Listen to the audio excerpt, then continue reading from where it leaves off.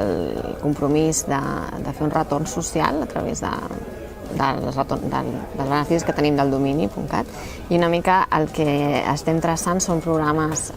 que van en diferents contextos socials, i nosaltres ens focalitzem no tant en una qüestió de millorar l'accessibilitat, sinó un pas més genèric, que és la capacitació digital. Llavors ens adrecem a públics que per diverses raons no se senten encara empoderats, capacitats per ser creadors digitals, ni tan sols per ser usuaris digitals, i treballem en diferents programes per millorar aquesta realitat.